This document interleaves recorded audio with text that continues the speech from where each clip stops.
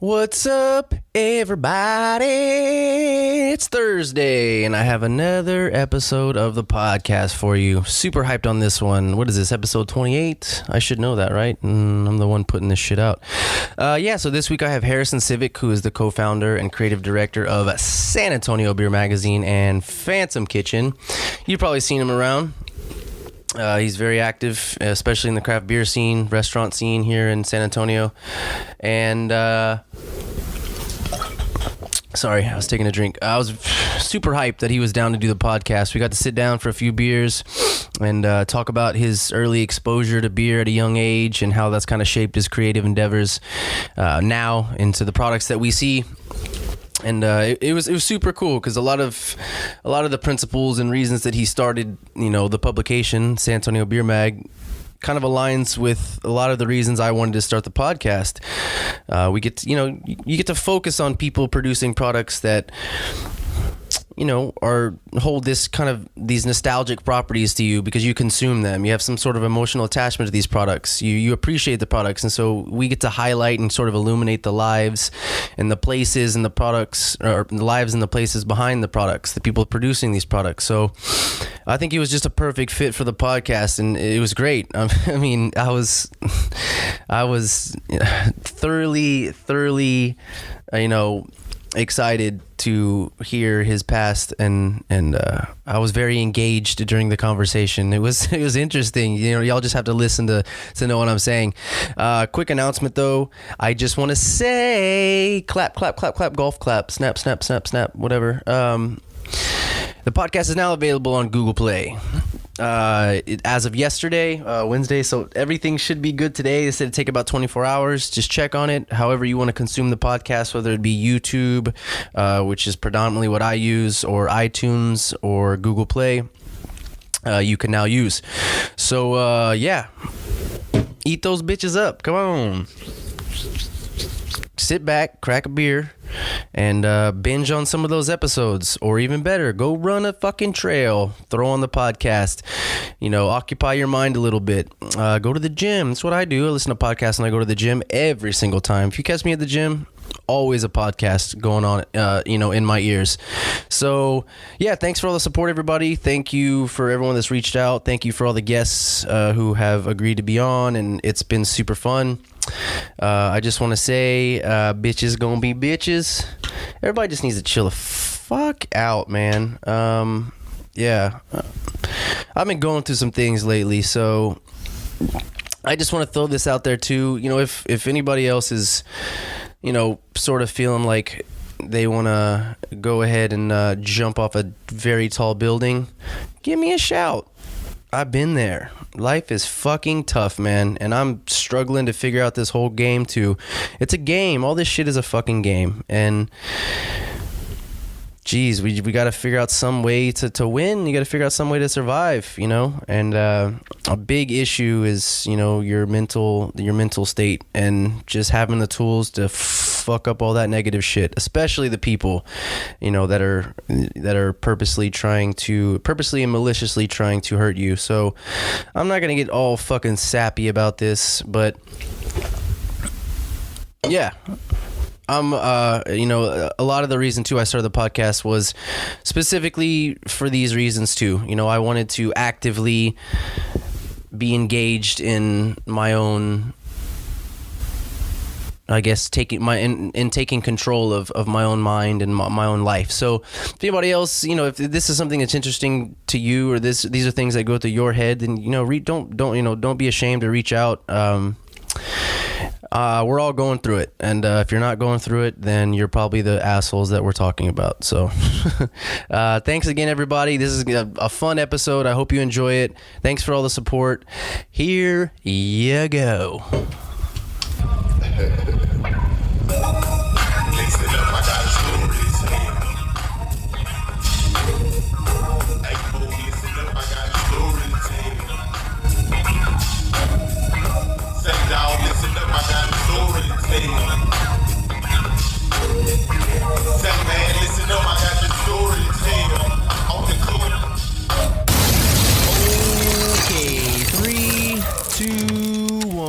Hello, Hello, Harrison. Hello. How are you doing today? Fair to moderate. Fair to moderate. No dead babies or older women or Homeless? homeless people murdered on the way over here? No, I made it safely, unfortunately. All right, so, man, you're an interesting guy, and I'm super hyped that we got in contact and that you were cool doing the podcast. You do a lot of things that I love to do, and you're sort of a little farther along in the process. Crystal meth? Yeah, I love it. I've got the lab and everything going. Jesus. And the door opens. And the door opens, and I mean that in a metaphoric way. The door to the next chapter of the story. Exactly. We're all trying to hit rock bottom so we can have that triumphant return back to success. So, I would have to say, first off, thanks for doing it, brother. I really appreciate it. You've got a lot of interesting projects that you do in your life. S.A Beer Mag, you got the Fantom kitchen going on. Yep. So, before we start talking about like dicks and weird shit like that, let's. But we will get there, right? We will definitely get there. Let's start talking about some projects that you got going on. So, S.A Beer Mag. We know, it's been the last, 5, 6, 7, 8 years where we've seen a real rise in these breweries pop up locally, and then not just locally, but just in Texas specifically. The S.A Beer Mag covers, local beers, but people who are doing things or in this business or the brewing business who are either in San Antonio or around San Antonio. Yeah. And so previously, before this whole craft beer boom that we had, said 5 to 8 years ago, what was the initial the initial thought that you had to externalize all of these thoughts? Where you were like, you know what? There's a scene now that can support good beer. There's a scene that can support a beer movement in San Antonio. And being that we see obviously technology booming and stuff like that, you went for a physical print publication. So that's not went backwards. Yeah, exactly. It wasn't necessarily heading in the way of the trend. You went for the nostalgic approach, I would say. Yeah, I figured, it all kind of originally started back in the 90s, as it usually goes. The best decade. When I was a kid, my dad always homebrewed. He ran a bunch of craft beer bars in San Antonio, and some were like varying. They weren't necessarily craft beer bars. In the 90s. That wasn't like a thing back then, In the 90s, Papa Bear was doing this shit. Yeah, and it was like he was opening up or like helping out and managing restaurants that had a craft beer selection. And I'm not talking, just, they had like Stella or Guinness on. These were full-fledged craft beer places, stuff that if I saw in there today, I would still be pretty happy with. I mean, he was probably one of the first people in San Antonio slinging Sierra Nevada. And, he was getting like all the beer lists would have like Belgian beers, and it was like pretty cool imports. And not just like your imports like I'm trying to think like like any like boring like German lager or wit beer. It was like actual like Belgian style lambics. I'm pretty sure there was a lot of Lindemans back on the menus. I still save a lot of the menus my dad had from whenever we were growing up. But so with all that being said, my dad obviously into beer. I don't know what level, but enough to be bringing in all this like beer stuff because he was interested in it. Like when I was growing up, I'd see my dad homebrew. I saw these like taps that'd be sitting around our house, tap handles, like waiting to go to the bar or the restaurant. And I was always like fascinated by some of the, just like, the way they looked and just the whole process of it. And so like, I guess like from up until like 2000, I was just like fascinated and wanted to know. Isn't that strange though? Like being a young kid and you're seeing something that you can't even necessarily partake in, but because you're kids and we're so observational and we're nosy as fuck, we're dipping in our parents' shit. Yeah. And you had some kind of attraction to something that you can't even necessarily partake in, Yeah.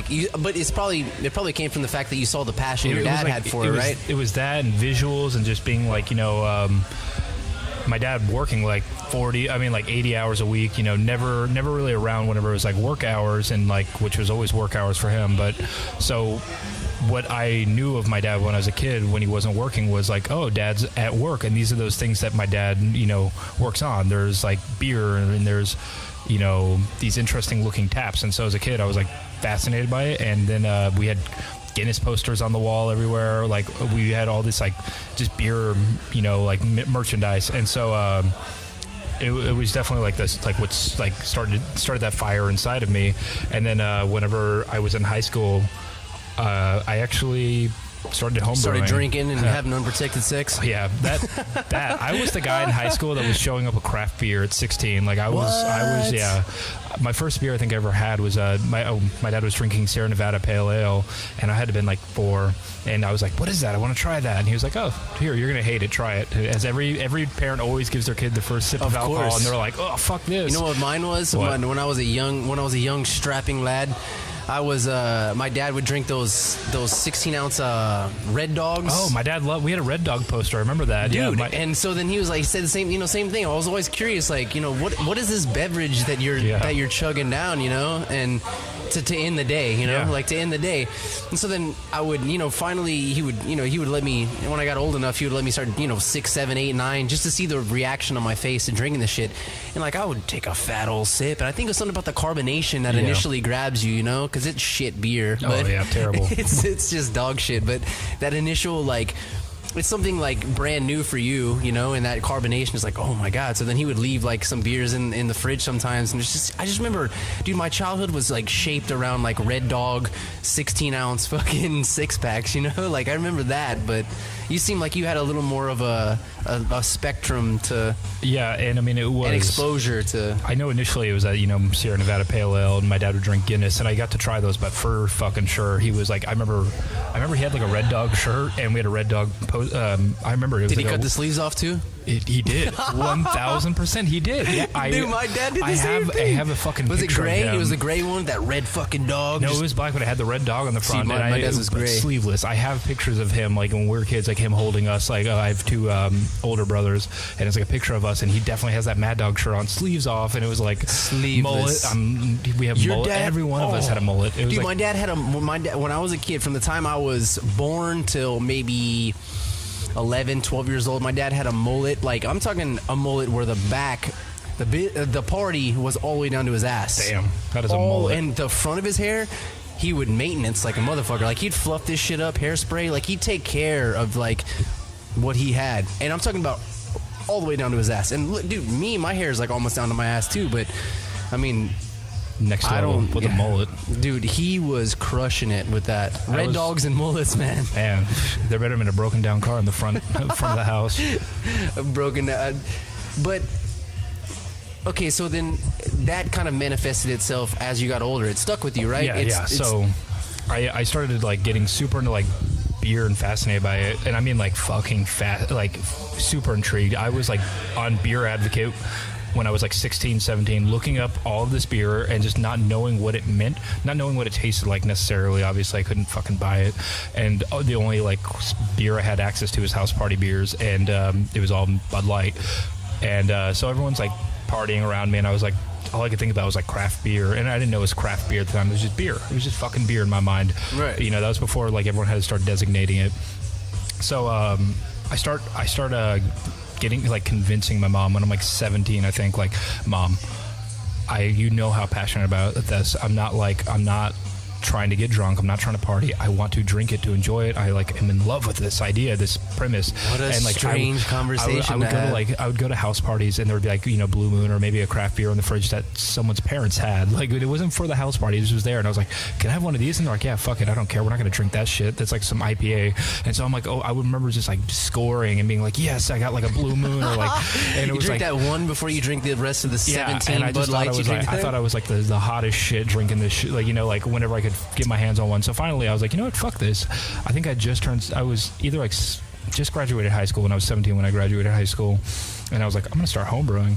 And I was like, I was fascinated by cigars. I was fascinated by like beer and liquor and bourbon, and I was like, this is it. This is my chance. I graduated. I'm an adult. And so I start homebrewing. And I finally got into it more. I was like doing those Mr. Beer kits that you can buy at like any store. Yeah. And I ordered it from Amazon specifically because I was, not old enough to go buy that shit.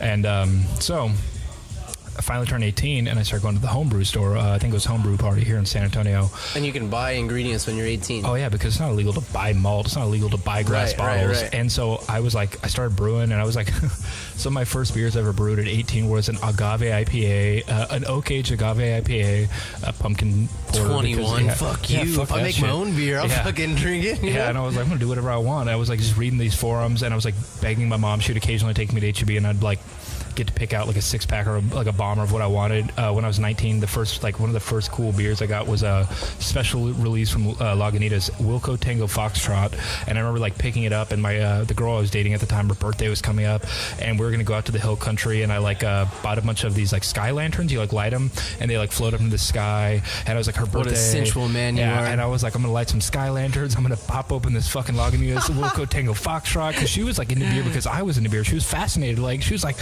I've never met that. What the fuck are you into beer for? What is this? And I was like, you'll see. Craft beer is the shit. And so so I started like getting like way too into it, and then I think by like 21 I was already worn out of beer. I had made the rounds on like craft beer trading. I don't know how many beer drinkers are listening to the podcast, but hopefully I talk a shitload about beer, and most of the episodes consist of me drinking a lot of beer. Yeah, so it works. So I don't know if you've ever heard of Cantillon. It's like it's like the most highly regarded brewery in the world. Right. I mean, you can try and trade for bottles or buy bottles of Cantillon in America, and it costs hundreds of dollars, or it's really going to cost you some like rare shit to trade for. It costs you a lot of time and money. Yeah. That's what it costs. And so the first beer I ever traded for at 20 was a Cantillon Iris, and that to this day, even when I get bottles of that from like Belgium, my friend lives there and he'll send them to me. My friends that have been in the beer game for decades are still like, oh shit, you got a Cantillon Iris? And I'm like, I was trading for this back when I was 20. Fuck you guys. I've been doing this since 20, bro. Yeah. Oh, I remember one specific instance. I was ever at the homebrew party and I was buying ingredients, and the guy was like, I was in there so often, the guy was like, hey, like try some of this beer is brewed, and we're like drinking it, and this guy comes in to buy ingredients, obviously like 30 or 40, and like we're sipping this beer, and he's like, oh, you want to try some? And the guy's like, yeah, I'll try some too. And he's like, I need to see your ID, you have to be 21. And I was like, oh yeah, totally. And so he didn't ID me at all, but he was like so like stern about it with this other guy. I was like, oh shit, I fooled him. Like this, I'm brewing so much beer, this guy thinks I'm like, and you're spending a shitload of, no, he saw you're like, this asshole's in there every day spending all his money. He's not trying to fucking, he's not trying to call you out on that, you know. So the realization came eventually that I did not know how to brew. The beers are good, and not too subjectively. I mean, people tried them and liked them, so I know a lot of people lie about it. I know a lot of people that have given me homebrew in their cows, and I'm like, oh, that's great. And I'm like pouring it down the drain, but I still like it. I've opened a few bottles, like some stouts that I've brewed. They're like higher ABV. It's still like 5 or 6 years later, and I'm like, okay, these are pretty good. But I realized I wasn't going to be a brewer. I realized how like astronomically expensive it is to open a brewery. And I started like thinking about, I was already burnt out on beer trading. I started traveling the country and going to beer festivals at 21. And so it got to this point where you realize how toxic the beer environment is. Craft beer is a toxic, especially masculine, kind of shitty environment. And people just like stealing money from others, not like, a guy just messaged me today on Facebook actually and told me like, hey, like, I know you run San Antonio Let's Talk Craft Beer. I'm in here looking for a guy that burned me on a trade. I sent him a box. He deleted me and blocked me and everything. He's from San Antonio. I want to see if he's in your group.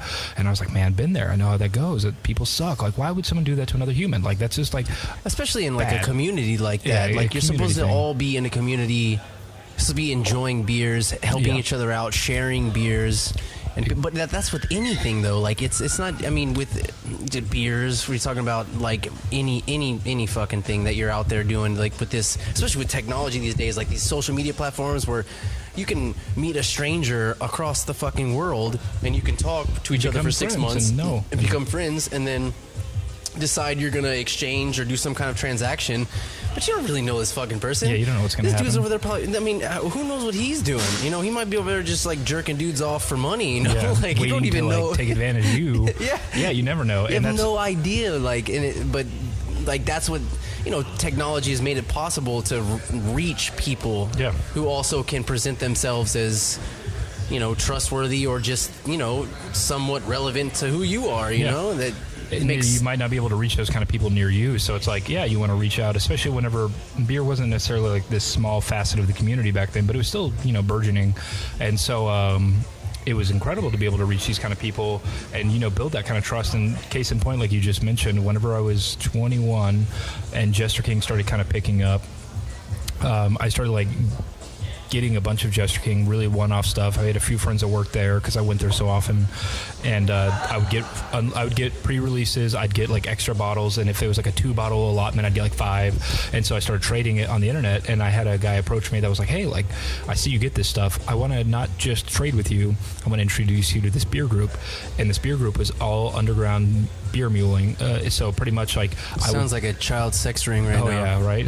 Jesus. And so what we would do is this shady guy approaches you. I know what you got. I know what you but got. I can get you more. Yeah. And it's it was like what? And it turned out to be this fucking insane group of guys, all guys across the country. All of us. I mean, I'm talking about owners of prominent breweries, prominent bars, and like pretty and rich they had people. Some dark secret community together. And it was all people just trading for the rarest beer. And so what we do is like I would go to one brewery or they'd go to their brewery and they'd bring this is like the beginning of mules. And so you'd bring like a group of friends and you'd promise these friends like, "Hey, I'll buy all of your beer that day. Like your tab is on me, but I need your bottle allotment. So if you get 2 bottles for this release, it's mine." And they're like, "Cool, free beer for that day. I don't give a shit about what kind of fucking fruited sour or barrel aged stout you're getting. I want some free beer and to go out for the day."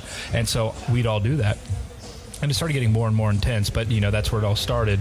It got to a point where one of the guys in our group, who's like infamous on Beer Advocate, he's very much banned, but he would take homeless people and like day laborers from Home Depot to bottle releases just to get extra bottles. And this is how extreme it got. It was crazy. And so I was 21 and getting into all of this. Wait. Hold on a sec. We gotta slow it down a second here. What steps did you take? It seems to me like you just kind of fell into this underground world of like craft beer. Like people just saw you coming around places and then approached you that you might, you were someone that they'd seen enough who was drinking good beers and maybe asking the right questions or some shit, and then you were just approached by this guy on the internet from Chicago. This dark web of fucking... The guy that approached me originally, the dark web guy, is he's from Chicago, and he ended up being the guy that like muled a bunch of beer with homeless people, and it's called muling because they're like your pack mules, it's like a... And so racist. Yeah. I didn't create the term, I just used it, I guess. Doesn't make it any better. But so yeah, it was crazy. And so I got to this point where, you have to understand that like 21-year-old me was just off the cusp of passion and like loving it and like being home brewing and trading and like just everything I did, I would scour the internet for information and just wanted to know everything I could about beer. And so when this happened, I was like, wait, you're telling me I can have access to any beer I want in the world, because these are all guys that live in other states and countries, and I can have it now. I can have it instantly. I don't have to pay, ridiculous secondhand prices. Like some beers you can buy for $25, $30 a bottle, and then secondary market when someone else sells it back. This is like a crack plug or something. Yeah, you'd have to pay like $400 or $500 for some of these bottles. So we ended up like making crazy profits to the point where one of the guys in the beer group got arrested by the IRS for owing like $30,000 that he wasn't claiming because of beer trading. It was insane. Like, this is like real shit. Like, it was fucking crazy. You're more gangster than a lot of people. Oh yeah, like I was dabbling in like money, like probably like pretty unsafe stuff, because it was like transferring money to all these different bank accounts and going through PayPal. Yeah, but you know what is probably you're dealing with a bunch of white people, so no one's really worried about. A lot of them were like lawyers. We were fine. Yeah. And then but also shipping the alcohol was a big thing. That was a major thing. That's you're cutting out on that tax, and alcohol tax. Yeah, that's what the government wants, a piece of the pie. So the fuck was prohibition for? You know what I mean? Exactly. You're basically taking you're taking notes from prohibition era. Fuck it. The middleman. Fuck the government. I don't want them. Don't go around them. Go straight through them. Yeah. That's the best way to go. Oh yeah, we'd ship bottles through a USPS, and it was like, damn, like this is the government. Like, and then like dealing with, and I'm talking like, you ship them in like crates with hay and shit. No. So when you open it, you have to take like a crowbar and like. I'm sure you can talk to almost any home brewer, but or any beer trader, and they would say that. Anytime they ship a beer bottle, they'll have like a fake company name on it, so people, the USPS or UPS or FedEx doesn't get suspicious, and it'll say something like soy sauce company, like, or barbecue sauce company. Or they'll use terms like biomass or some shit like that. Something where they're like, yeah, that's probably liquid, and they don't question that it's alcohol, which is so stupid. But whatever. So I guess I should speed up this, but no, you're good. I started getting this like seedy underbelly of the beer trading world. I like this. This is juicy. I'm 21 at the time. I'm still dating that 19-year-old. The girl that I was dating at 19, were like setting off like sky lanterns and like drinking craft beer, and she was so cool. Like she was so like entranced by the fact that I was so into it. Yeah, but you were like Escobar to her, probably. Yeah, but by 21, I became shitty, where it wasn't like I was excited to try some new stout with her. It was like, I remember we were sitting in my living room at the time, and I was like packaging a bunch of beer, and it was like, it was a bunch of like beatification and supplication and from Russian River Brewing, like rare sours, and I was sending a bunch of Jester King and stuff, and she was like, hey, like, I was like frantically packaging, and I had so many boxes to send out, and she's like, can you come like sit on the couch and like hang out with me and like we'll watch a movie and like cuddle? And I was like, I have to do this. And she's like, your beer is more important than what, like, spending time with me. And I was like, no, you're like extremely important, but I have to do this. I have to send this out. I was like, I think back and forth, my beer budget each month was about $1,200 to $1,500. Trading, like that was like buying, selling, everything. It was like going through an insane amount of money on beer and packaging and like shipping. And so I just remember at that time her being like, this isn't cool. This isn't cool how like invested you are. And I was like, you don't know shit. Like, beer is cool as fuck. It's like, you don't know what you're talking about. And so we break You're up. 19. Yeah, she was 21 then, but it was a girl we'd been dating since 19. Okay, my bad. I get and you. So I just remember being like, oh man, like, we've been together for like years, but she was starting to like see that it was addicting. It was like a drug to me, and it wasn't necessarily the beer itself. I wasn't like drinking every day. It was like the premise of alcohol, like the beer trading, like meeting friends online. And so we break up, and like 2 months later, or 3 months later, I end up flying to Chicago to meet all the mysterious men that I met on the internet. And it was like we were all in different parts of America, but Chicago has the Festival of the Barrel and Wooden Age beers. Whoa. Was there some like backhanded, like shady, like invitation handed out where like, hey, meet up here? Yeah, we all met at a gym in Chicago, and I'm not kidding. Like, a gym? Yeah. Or gyms? A gym. Yeah. Oh, in the locker room? Yeah. Were y'all dressed? Some of us, but were you in the showers, or my friend owns a gym up in Chicago, and that was where the majority of our, like, not the majority, there was like 50 of us in the group, and like 10 of them lived in Chicago because that's where the most cool breweries are in that area, And so we all were going to go to this festival. All of us from all over the country were going to fly up and go. And we all went. And I remember being like, I'd never traveled outside of Texas. I grew up extremely poor. We didn't have fucking money to vacation. We didn't go places. Right. And so I land at it's Midway, I think, airport, not O'Hare, and I'm like waiting with this guy Bruce, who flew up from Houston with me, and he bought my plane ticket. Actually, never met this guy, bought my plane ticket, and he was like, let's do this. And we all meet a bunch of strangers, and this guy Jake shows up in his car, and he's like, what's up, guys? Like, picking us up at the airport. He's like, hop in. And I'm like, all right, this is it. Like, I'm hopping in a car with a stranger, staying with him and a bunch of guys in Chicago to go to some gym and get drunk together. This sounds amazing. I'm 21. All these guys are like 30. Like, I'm like, well, this is like, fuck it. I'm like, if I die, I died having fun. I don't know. And so have the time of our lives. Cool beer festival. We all like got super drunk, did this bottle share, and I think we did the math on the beer. We drank like $35,000 worth of beer. Like, it was insane. And I'm talking like bottles that probably cost like $8,000 or $9,000 straight up from like Europe and like Belgium. So it was stuff like that. It was like the who's who of beer people in the world. And that's a good memory, though. Yeah, it was fun. And so much, in fact, that my current girlfriend and I are going up in November to go, not recreate that, but we're going to FOBAB. We're going to this festival. We're meeting up some of those friends that I made that are like lifelong friends. And so, anyway. Do you still have contact with some of these people? Oh, so I got to this point where like like I kind of got out of that. I'll get to that point because it's kind of relevant to the whole story of Beer Magazine and the S.A Beer Mag. And, but pretty much, I kind of separated myself from the beer world, but we're all super in contact. I've traveled to go see these guys in New Orleans, and not beer related. I mean, like, some of these guys don't even drink beer anymore. They're all into like CrossFit and like super in shape, and like, or they're like, not doing that kind of stuff. They have families. Those assholes. Yeah, fucking. Why are you doing right in your life? How dare you get so healthy when I look so shitty? But yeah, like, I'm staying with some of them. Like, again, like when I'm up there for the festival, and then I've gone to like some of their weddings. I've gone to like I've met like you're some of in a their mafia children. of craft beer. Yeah, right. And it's just crazy. Like, I've just watched these people have kids. I mean, it's been like, I'm 26 now, so I was like 21 You're when I started. 26? Yeah, I'm 26. Jesus fucking Christ, dude. A youngin'. I thought you were like at least like 5 years older than me. Yeah, no, I've just look worn out from the drinking and traveling and trading.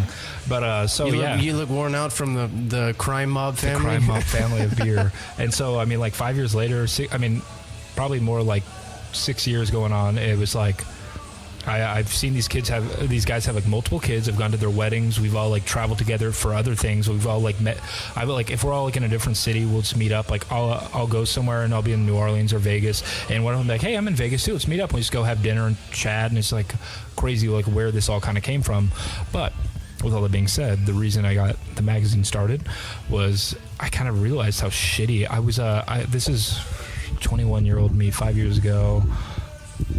San Antonio beer scene was nowhere near where it is now, and people weren't trading beer. People weren't getting cool. They weren't all these like bottle shares that people do in town. There wasn't a community like that. Yeah, that you were experiencing in other areas. Yeah, and so I saw all this growth and amazing beer, and I'll be honest, like I didn't think that the beer in town was that good. So I was like looking elsewhere for good beer, and so I was like, fuck all these local breweries. They don't make good shit. And I was like, you know who makes good stuff is X person in this state, or X person or Y person in this state, or Z. And so I was like looking all over the place for beer because I want to try really good beer. And then finally I was like the asshole in the community where I would show up to places with like a bottle that'd be super rare, and people were like, where'd you get that bottle? And I'd be like, you can't get this, don't ask. Like I thought it was better than everyone. And it was like, you know, I mean, at the time I was getting better beer than everyone, but who fucking cares if it, you know, like if you're just being a dick about it. And so, you can't share it, you know? And I would only share it with very few people that would get stuff that I deemed appropriate to my level of what I was getting. And so one day I was at Big Hops Hebner, and I'm sitting there. I brought a rum barrel aged. What's that beer from the brewery? Black Tuesday. It cost like secondary market like $150, $200, maybe like a little bit less. But I remember bringing it. Someone sent it to me for free, so I was like, "Fuck it, I'll open it with some friends." And I brought another like really crazy like lambic, and I was like just lording it over everyone there. Like, look what I brought to share with you peasants. Like, but there happened to be a few. There was a guy there. I have no clue who this guy is or what beer was specifically, but I remember him being like, "Hey, I also have some beer. Do you want to try it?" And I was like, okay, fine. If you brought beer, peasants. And I was like, let's serve. And I was like, yeah, like, what is it? Like, let me see what you got. I didn't see the bottle because he's passing out the like glasses to everyone. And I drank it. I was like, oh, that's fucking good. Where is this from? And he was like, oh, this brewery in San Antonio. And I was like, what? No. I was like, no, it's like really good. And he's like, yeah, it's like from this brewery in town. And I was like, what the fuck? And I really took a step back, and I was like, what am I doing? Like. And I like, it was almost like, you know, your life flashing before your eyes, and it was like all of the years of like being into beer because of my dad, and that curiosity, and like home brewing, and like staying up till like 2 a.m. when I had to work at 7 a.m. like the next day, just because I was brewing beer. And it wasn't like to get drunk or like to like show that everyone was better than everyone. It's just passion for the craft, just for the art. And so I just kind of like, and then I realized that I was 21. And I'd never been to a local brewery in San Antonio, which was my dream when I was like 18 to 21, because it was normal to go to these breweries. They check IDs, you know, usually. But it was like I wasn't old enough, and so I never got to go to these. And I got to this point where I was like traveling the country and doing all this shit, and like too preoccupied with beer that wasn't San Antonio, that I like realized that like teenage to young adult me would be super pissed off that I had not even visited one brewery. I think the only brewery I'd visited was probably Freetail Brew Pub, out of just being there for food with my brother. Right. And so, oh man, it was like disheartening to realize like I was not, and it wasn't that I was neutral to the community, I was hurting it. I was telling people that local beer sucked, that they shouldn't be drinking that kind of stuff, they should be looking elsewhere. And then I was talking shit about how, like, you know, Texas laws, which they do suck, but it was like more of like a laughing at the like the face of the people that had to deal with them. It's more of like an ignorance thing. Yeah, like you were exposed to other places before you were actually exposed to what people were doing here. Yeah. And then you based your opinion off of what you experienced without actually seeking out how the San Antonio beer scene was growing. That's exactly it. And so San Antonio, you know, Beer Mag is like an homage to that. Yeah, and I remember I went home that night, like, what is it, like, just really mad at myself, but also like turned off by the fact of like beer that other people couldn't get, that wasn't approachable. And it wasn't that like, it's not like, oh, just because someone brews a beer in another state that isn't like distributed nationally, I'm not mad at that beer.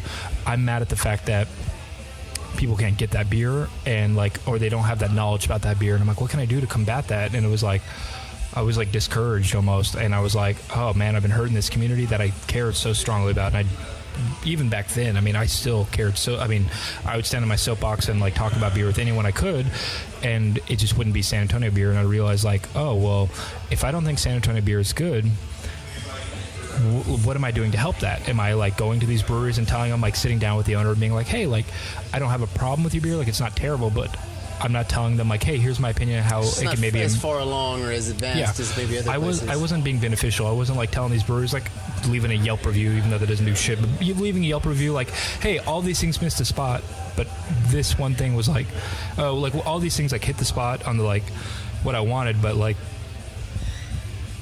maybe there's a few other things that you could have improved on. I wasn't doing that. I was just hurting. All I was doing is bashing, and that doesn't help anyone grow. I mean, I should have known that. I've been in like the business world for years, and it's like I was just degrading, and so I was like, what can I fucking do? And I at the time I'm also super into the coffee world, and I was starting a coffee magazine, and I just didn't know where to start. I was passionate about coffee. I didn't know what the printing world was like. I've never made a fucking magazine. I was like 22-ish. And I was like trying to go through all the lines of what do I do to start a magazine? Where do I start in coffee? I didn't know people in coffee.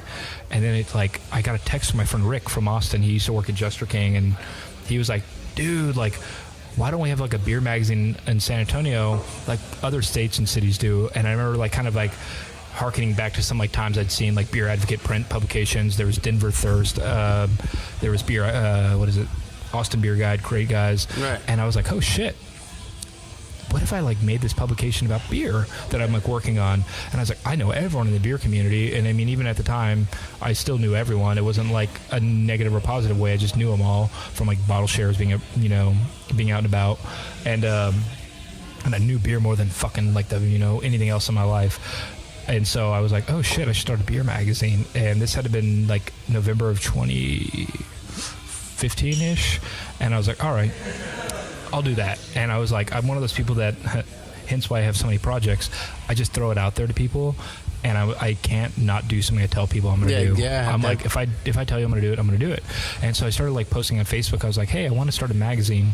Who can help? Who knows like this world? And I had like 2 writers that I knew pretty well from the beer world, like say like, hey, I know how to write. And I like specified it's going to be a beer magazine. And I had 2 people write back to me like, hey, like I'm a beer writer. I'd be interested. And then I had someone message me, and she was like, hey, my girlfriend is a designer. She can design your magazine, and super cheap because she's still new to it, so she wants to learn. And I was like, fuck, now I got to do it. All these people are like, yeah, let's do this. I couldn't do it. Yeah, it turned out it didn't work. It was like, and I was like, you know what? Fuck it, let's do this. And so, I mean, it took 5-6 months, but we got the first issue out, and it was 32 pages. It was called the San Antonio Beer Zine because I went through a million names in my head, and they were all terrible. And we were like a few days away from designing and printing, and I was like, fuck it, just do that name. And so, first issue came out, and it was like a modest production of like 3,000 copies, and like, I mean, which is still crazy to me. Like at the time, I didn't know what I was doing, and so I printed like 3,000 copies of issue 1 and distributed them to like all the craft beer bars and restaurants and breweries. And I should mention that in between me having that revelation and printing, I started like going to all the breweries, talking to everyone, really getting like in the community behind me, and like being passionate and like learning. I wasn't just like trying to get them to be about it because I was about it. I wanted them to be about it because they should be about it. The community needed something like this. And San Antonio's focusing on the people and the product as opposed to how you see the people and product. Yeah, and I thought, even if is San Antonio's rough around the edges, something like this can smooth it out and help it was more about the consumers. And I had my rare beer friends at the time that would like scoff at it, like there's nothing in that magazine I can learn. And I'm like, this isn't for you, and that's a good thing. Like like for the same reason you're not in kindergarten, you don't fucking just say you don't need to go back. Like kindergarten's not irrelevant just because you've already been through it. Exactly. I'm like, yeah. And so I was like, this is like the like building blocks for a lot of people.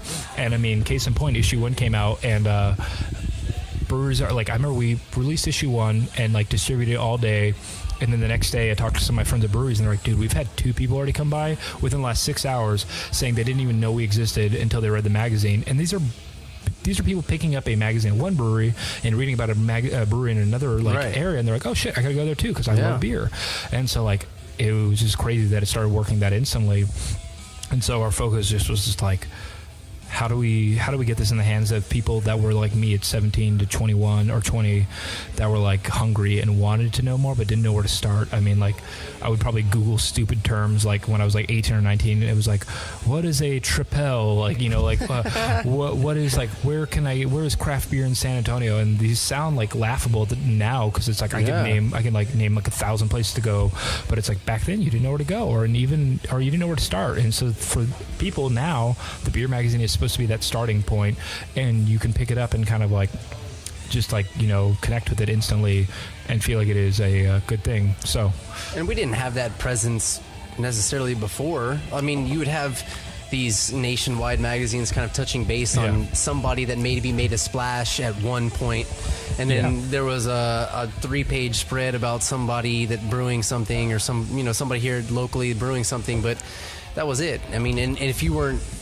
somebody even San Antonio based that was necessarily subscribing to that magazine or following that magazine, you wouldn't see a fucking thing. Yeah, and I think San Antonio had finally developed at that point where it was made sense. I think like 10 to 12 breweries, and not San Antonio proper, but outside of San Antonio. We go out all the way to Driftwood, and I think Driftwood is the farthest city town we kind of venture into before what about Austin. Big Bend? Big Bend farther than that? Well, Big Bend we deal with mainly because they're opening their facility here in San Antonio. And because they have sweet-ass national park there. Yeah, and they have a sweet-ass national park. Fun fact, you can actually find copies of the magazine, or I should say copies of the magazine have traveled as far as New Zealand. Baghdad. One of my friends was stationed there for a while and brought a few copies to all these like people and things like base, and a few other fucking crazy places, England, Scotland, and I mean like people sending us pictures of it there. And how many times have you jerked off to that thought? I know. I miss that. Mondo, the guy that runs the magazine with me, it's Mondo and I. He does photography and editing. He's the editor-in-chief, and it's like we kind of lose that fact where on my 21st birthday, I had to forego actually celebrating necessarily because we had a photo shoot at Chester King planned for the magazine. And so we are here on my 26th birthday at Chester King with like all of the head brewers, the assistant brewer, like, you know, all these people, and they're pulling out like these specialty bottles. I brought a few bottles from my cellar of like Cantillon, all this lambic, and we're just sitting outside drinking and talking, and we're photographing and for the magazine. And it was lost on me for just a second, and I realized like, oh my god, if 18-year-old me or like, you know, younger me had seen, or even like when I started the magazine, seen what we were about to like culminate to, it was like, that would have been fucking incredible. Right. I would have been like, wow, I did this. And the cool thing is like thinking about it, it's like, that's just a start. Hopefully, God willing, whatever God that is. But it seems like it came full circle. Like you went through the rise, and then you turned into like this craft beer gangster hustler, and then it you know, like you made this full circle to where, you know, you went through that whole process, and then you realized what you were doing, you realized what you were putting out, you know,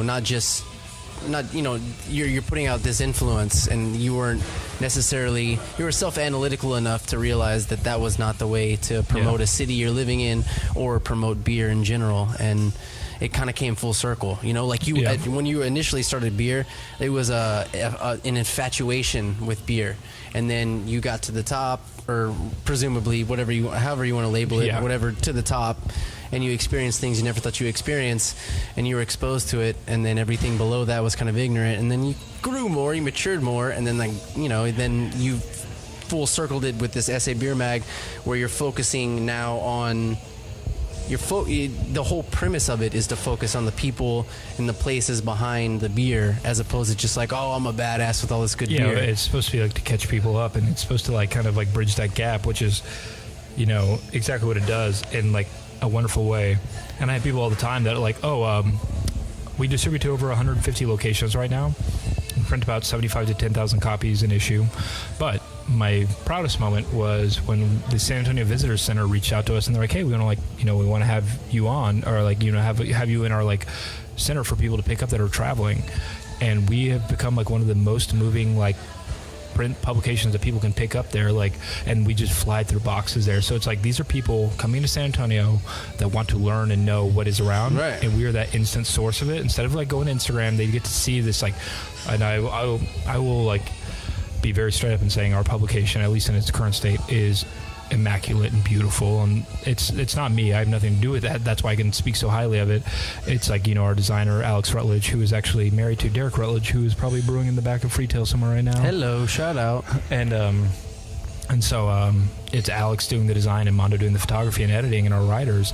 I very rarely write because I'm bad at it, and so it's just, you know, it's just crazy that what that is, why it's so approachable to people is because you do not have to be into beer necessarily to pick this up and appreciate it. But even if you are super into beer and you pick it up, you're gonna like notice this is not just like, you know, some other fucking shitty publication. Yeah, it's not some spread about, you know, just some random place offering a good place and a good time. It's literally about the products and the people putting out shit that people like us, we actually appreciate. Like when we're drinking a beer, it's not about, I mean, of course I like to drink beer and get drunk, that's fun. Who doesn't like to do that, you know?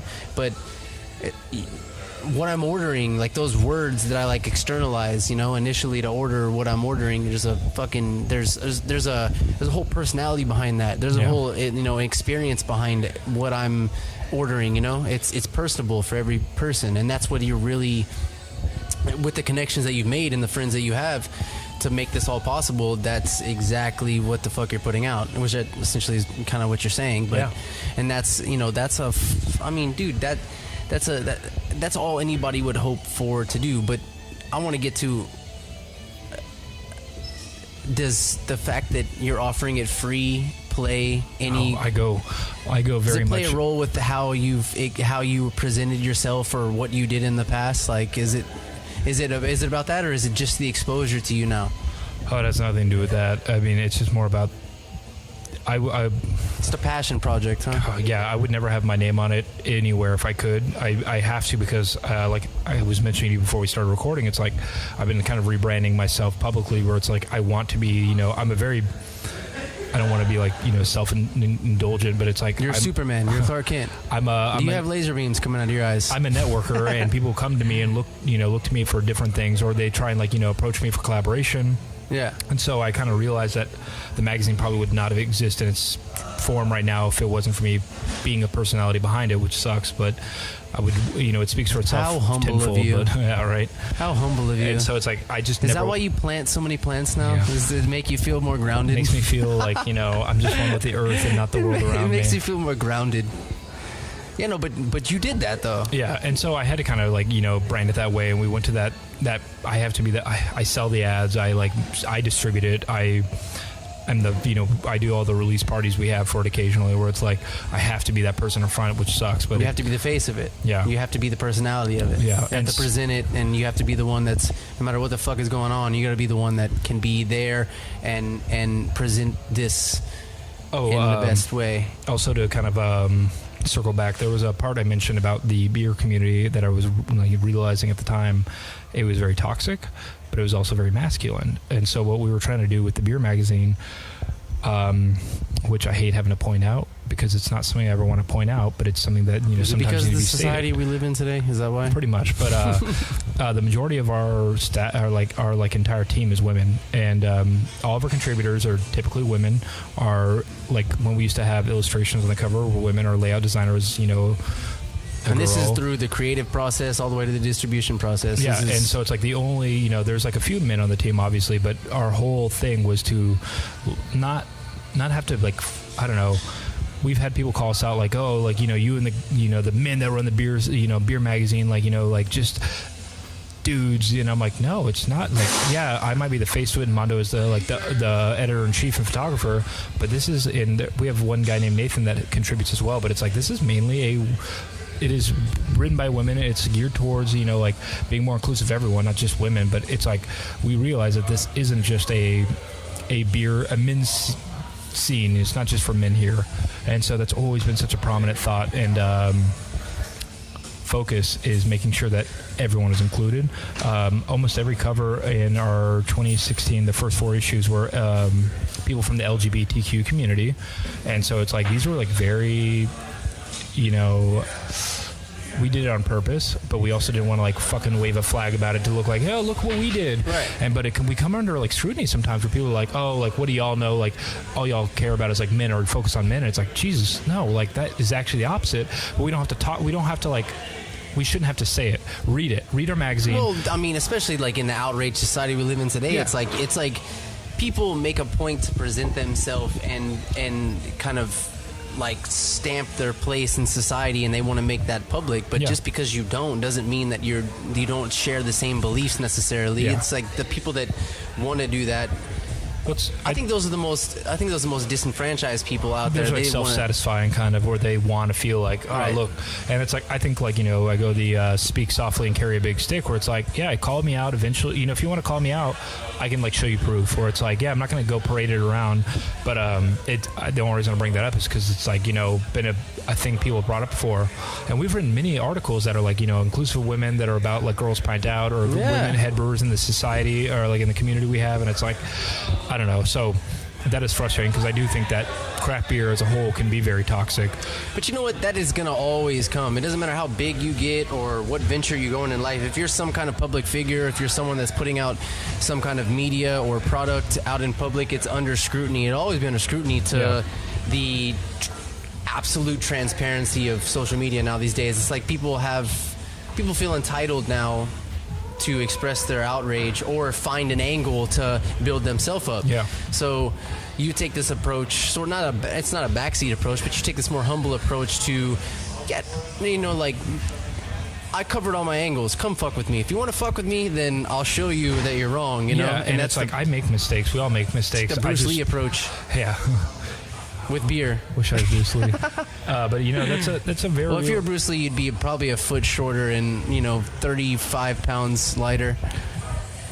Look, I don't know how much you weigh. We don't even bring I went that conservative. I just weighed myself yesterday, 197. Okay, so then you would have been 97 pounds lighter. Bruce Lee was a fucking tiny man. But yeah, with that being said, it's just kind of like, I don't know, the whole goal of it was like, you know, to build this community of the magazine. It wasn't just men. It was like, it wasn't just men that were getting into it. It wasn't just women getting into it. It was everyone. It's very just who's inclusive. qualified and who is just literally who is qualified for the position, or who's qualified to express those same feelings, thoughts, and expressions in the magazine. Doesn't matter if it's a man or a woman. And if both. If anyone out there doesn't know how to read, I will also read you the magazine. Ooh. Make a very special appearance to read. But you have a sensual voice, so I think it'd be good for like the audiobook. Yeah, I'm actually going to get Samuel L. Jackson to read it.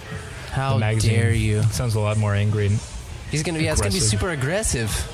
People are not going to know what to think. They're going to be slapping their wives around. They don't know.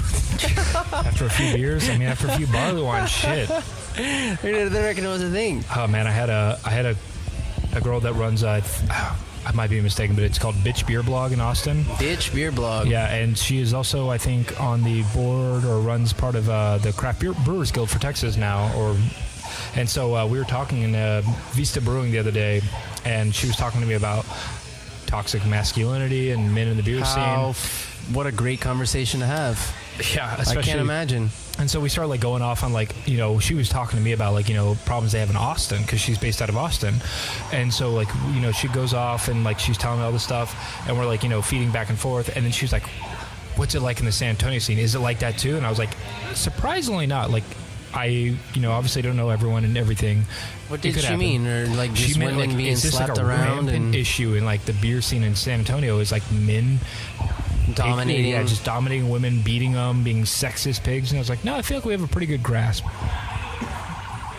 Am I wrong? Who knows? I see a lot of the beer fucking scene. I know a lot of people, and I know our scene, and I know the people here, and I feel like we would oust someone like that. We'd just be like, get out of here if you're shitty.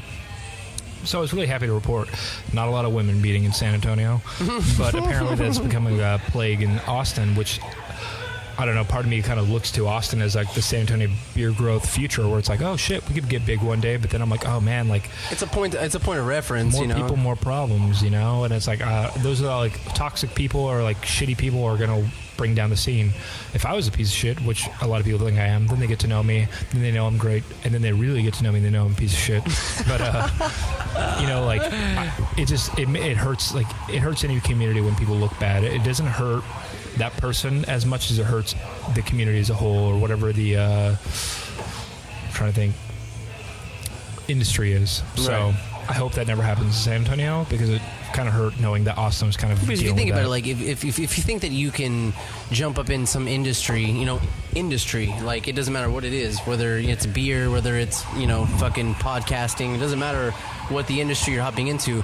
Is when you actually have a following or a presence in that industry, then kind of you're representing that industry. So whatever you're putting out, that can stand alone to define the industry that you're in. Exactly. And so, you know, I'm sure many women feel disenfranchised with a lot of things. That's our whole that's the whole movement of, like, you know, radical feminism now, which is a huge fucking issue. It's like it's a point that, you know, you're pushing people too far to a point to where they're going, the only way that they can retaliate is pushing back, and it creates this toxic environment that we face in a lot of different things, man. It's dog shit, and people just need to stop thinking they're entitled for their opinions, drink a beer, relax, and we're all humans. Like, you're not better than anybody, man. Like, it's some strange thing that we all should just listen to each other a little bit more. That's all.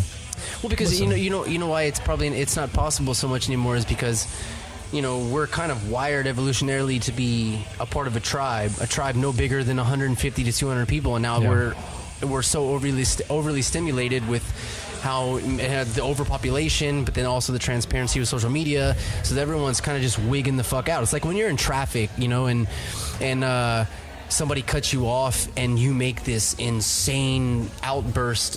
If a normal person will analyze that being like, oh, this fucking asshole cut me off, right?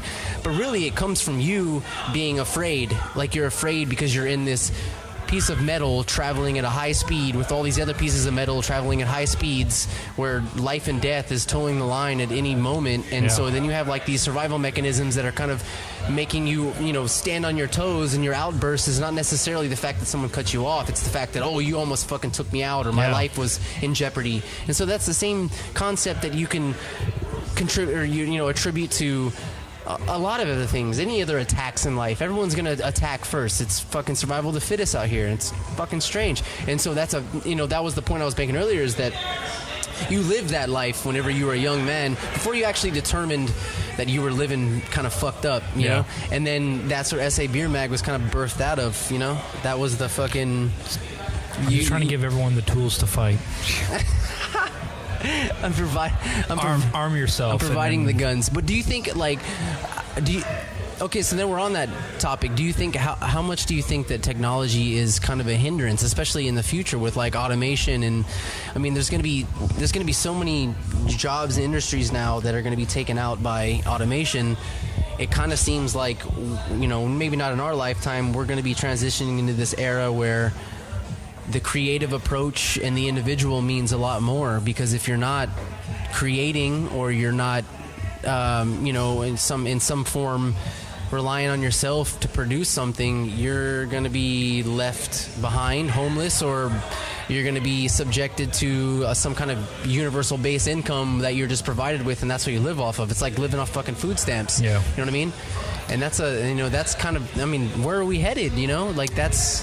I think if you were going to get that broad, I think what I'm envisioning in life is maybe a renaissance of art or culture, and that's going to maybe start drawing some lines to kind of bring the world back from automation and things that, you could probably program a computer or make art or culture more autonomous and just like regulated almost, or like, I don't even know the way to say it, but I think with what we're trying to do is that might be a problem, though, is regulating people's individual expressions, whether they are trying to monetize those or just express those.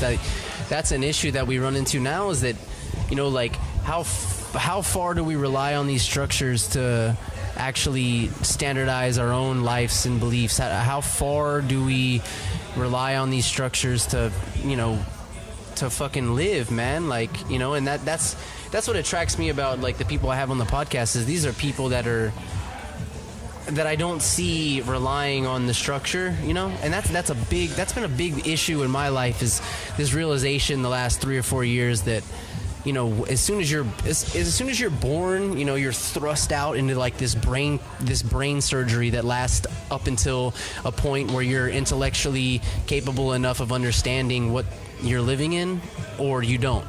Like, you reach a point where you're intelligent enough, or you've been exposed enough to to life and society, where you can either go, you take the red pill or the blue pill. I don't mean to fucking quote fucking Matrix and shit, but there's a reason, there's a basis behind, where that movie came from. And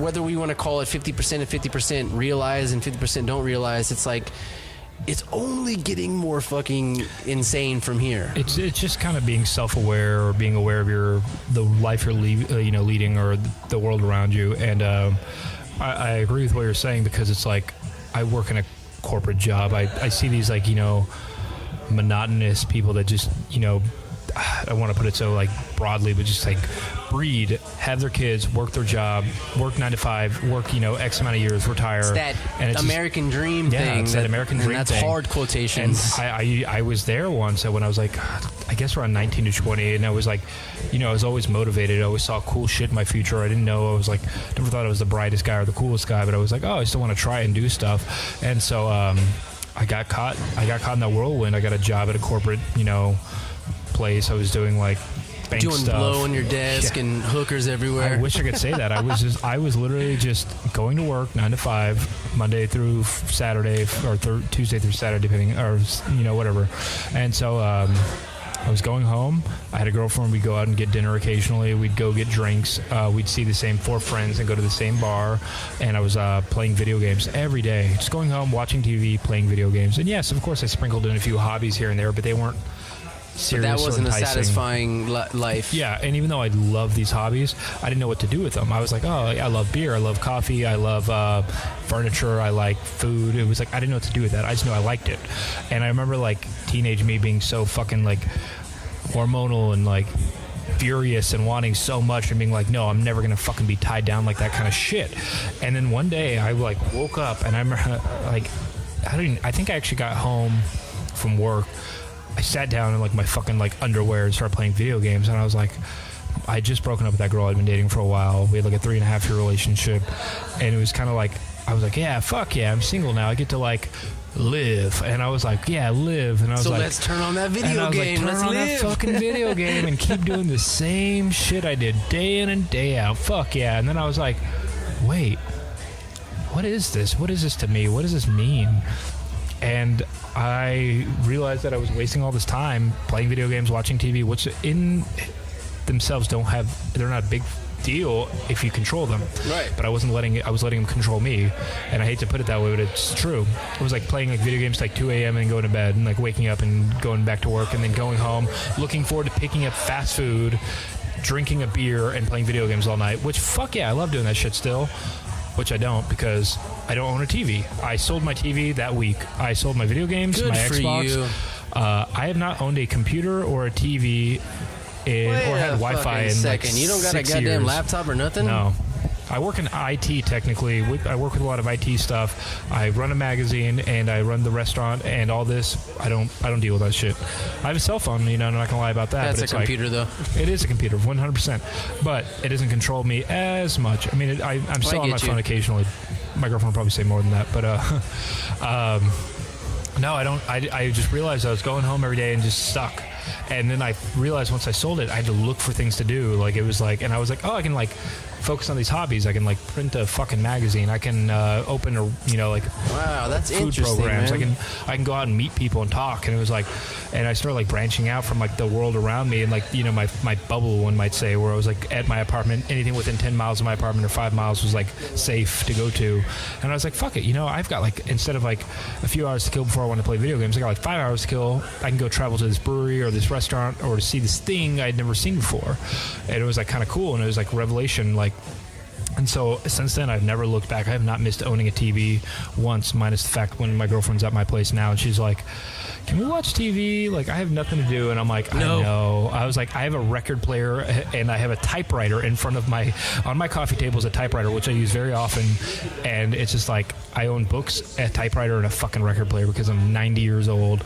And it's like, but it's like, because when I'm home, I don't want to focus on the world like outside of where I am. Right. I want to focus on my life, my internal thoughts. And like, you don't want to subscribe to what society is telling us what we should do. Like you're you saw the traps and you realize that. But what's crazy is, men, like, most people are not aware enough to do that. They work their fucking ass off. They have fucking 4 kids at home and a nagging ass wife or husband. Don't want to be sexist.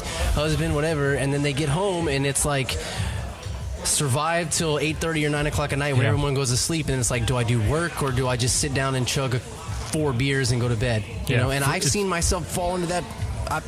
Dude, before I started the podcast, before I started all the things that I'm doing now, it was exactly the same thing. It's easy. It was using it was using what I could for cheap tricks. It was using those things for humans what love they were. Instant gratification. Instant and gratification. Just like that's all it was. Simple. It wasn't playing the long game. It wasn't none of that shit. And it was. And there's nothing wrong with it to me. It's like, fucking do that life if that's your life, whatever. Like, if you're okay with falling into it and then making an okay living and surviving, and that's your outlook on life, then there is an unbalanced ratio of people who live like that compared to the people like you who do not subscribe to living like that. I agree, and that's where it's like, I just knew it wasn't for me. I just know my life is not meant to be that. I'm too unhinged, where it's like, I need to like move, I need to go do things, I need to talk to people. I can't have that 9 to 5. And so here we are now, and it's like, I've got a million projects. I work probably I work my day job 8 hours a day, and then I get off work and I have meetings till like 8 or 9 o'clock at night, and it's like, that's my life, and I love it because it's always ongoing. It's always a new thing. Like, today we meet about this podcast and whatever shit I'm working on. Yesterday I met with this clothing manufacturer that we want to team up and do this like cool food event and party, and it's like I don't know, it's every day is a different fucking story. Right. I even started, in the few hours of free time I have a week, I started driving Uber and Lyft to meet people, just to talk and engage, and it's been crazy. Wow. Yeah, so it's like, I've already met, I've driven like, maybe a few weeks now, I've met like Grammy Award winning artists, I've met owners of like production companies, executive producers for like local news shows, entrepreneurs, people like that. But also, which is fucking cool. I'm like, that's what I want to meet, but I also needed to see the other side. I'm like dropping people off on the not so great side of town. I'm dropping off people that are working their 9 to 5 that are complaining to me. I'm their 5-minute therapist, and it's just like, you're experiencing just the whole it's life. spectrum. It's the spectrum of life, and it's beautiful, because it's like, I'm very privileged at this point in my life, where it's like, I wasn't so much before when I was like younger. But now I kind of like live in this bubble, and I get to meet a lot of very well-off, or not well-off and rich, but well-off as far as like they are living in a comfortable life. And it's like, that's not reality. And so it's like, I'm trying to see more of reality. That way I don't ever lose a grasp on it. I don't ever get too comfortable, and I realize that there are people out there like me and people out there like them that are like fighting for something bigger. And it was like, this girl I picked up the other day was like 17, got her first job, and I'm driving to her job. She's only worked there like 3 or 4 weeks. And we started talking about employees, customers, and how they treat employees. And she's nervous. She works in customer service. She's like, I don't know what to do if someone yells at me. I don't know how to react to that. And I was like, I'm like, tell him fuck you. It's like your first job. You can fucking lose it. You work at a fucking pizza place. 17. Come on. But it's like, but she was legitimately nervous about it, and I was like, oh, that's a good thing to be nervous, because you're understanding. You understand. You can't act just one way. You can't just fucking get mad and fight back. You want to understand, like, so we started talking about the way people think. I was like, they're not mad at you, they're mad at society, they're mad at their situation. They came in, maybe their day didn't go well, and then we started going all the scenarios, and we started about driving, and she was like, oh, you drive for a living? And I was like, no, I've got like a million projects. And we started talking about how like I run a few of my own businesses, I also have a corporate job, and then like I do this kind of like, not for fun, but to meet people. And she starts talking about how she's never driven before. She's trying to get her license, and how excited she is. And then like she's like talking about how like, I don't know, just like stuff like that. And it was like she was like motivated afterwards. And it's not because of me, but because she was talking to herself, like like realizing like, oh, those are all the things I want to do, and it's cool that people are out there doing them. Yeah. How do I act on that? And it was like I was picking her up on the not so nice side of town, and she was just kind of like, yeah, like, this doesn't have to be my life. And it was like, I was telling her I didn't get my license, until I worked for it. I had to buy a car myself. I had to like struggle. And it was like, she was like, fuck yeah, like people do this. And I was like, yeah, we all do this, most of us. But so it was just cool. It's like a great way to connect to life, because it's like wild to like pick up like one guy that's already drunk on like a Thursday afternoon to take him to a bar, and then also like giving life advice an hour later to a 17-year-old. Exactly, or to be taking life advice from someone that's like, you know, like been through the fucking ranks and like tell me like this is like what I've been through, and it's like you just realize that none of us are on the same level or platform, or like, you know, it's just we're all different. It's like really cool. There's a reason why we're individuals. Yeah, like exactly. we all experience life in a different way, and the easy way is to kind of bunch people together into these little fucking, you know, predetermined groups. Yeah. And it's cool. I mean, and that, dude, we're gonna wrap this thing up, man. There's a lot of people coming in here, but I think that's a great point to end on, man, is that focusing more on the beauty of the individual and people, man, is we get so wrapped up in our own lives. It's like, dude, you can drive yourself to fucking you can drive yourself crazy in your own world. I do it. People, I'm like, come on. I do it, like, and even to this day, but doing things like the podcast. I mean, this podcast is almost therapy to me. Like, this is therapy, sitting down to talk to you. I know how it goes. Essentially, like, you know, we've met before one at a time, you know, and you're a cool guy, but essentially a stranger. But we can have this open-ended conversation, this honest conversation. I can ask you about your life, and then we can get kind of feed off each other. Dude, that's therapy to me. Is this is the reason why I started the podcast? Yeah. Is that same concept that you had with that, you know, that 17-year-old girl, and it's like experiencing those weird. things. Yeah, it does sound weird. I'm sorry, but you know what I mean. But listen like 5 that. minutes before that. But it's just like that's why I was so attracted to starting this podcast, is that I needed to get out of my own head and focusing on everything else, you know, other people, and realizing that I'm not the only person that is thinking the way I'm thinking, experiencing what I'm thinking, or at a point that maybe I've already been through. Everyone is at different points in life, and we all kind of judge each other because of these platforms and shit based on what we're producing. But it's like, dude, everyone's a master at something, and everyone's a failure at many things, you know. So it's cool to focus on those things. And you seem like you're obviously you're interested in people. You're interested in the story. You're interested in the context, and not just. It's not just like, so I can't get pigeonholed in one project. I hate it when I started becoming the beer guy. That's why I got into food, why I got into like coffee, why I got into like customer service or like data and technology. And it's like, I don't give a shit about any of it more than the other. It's more about people. I fucking love people. People are cool as shit. We fucking love people, and that's how we're gonna end it. We fucking love people. Hey, thanks so much for doing this, man. For sure. Good beers. Thanks. I mean, Jesus. Next time we'll talk about the other 12 projects. We'll talk about unprotected sex and all kinds of other shit. All the fun stuff. All the fun stuff. That'll be on the B-sides. Well, thanks so much for doing this, brother. Sure. A little shout out, everybody. Podcast available. Google Play. Just got submitted, and it was approved. So stop fucking around. It's free. Everything's free. All the content's free. Check the Instagram, YouTube, iTunes, and now Google Play. And, you know, I know it's a lot to ask for, but, you know, rate, review, and subscribe. Even if you talk some shit, you know, insult me. I don't care. Just give me 5 stars. It's all good. And go out there and review. And let's go out there and, you know, support local. And let's stop being assholes to each other, you know? Let's love each other, you know? Drink some beers and love each other. Thanks for listening. Harrison, thanks so much again. Cheers. Cheers. Thanks, guys.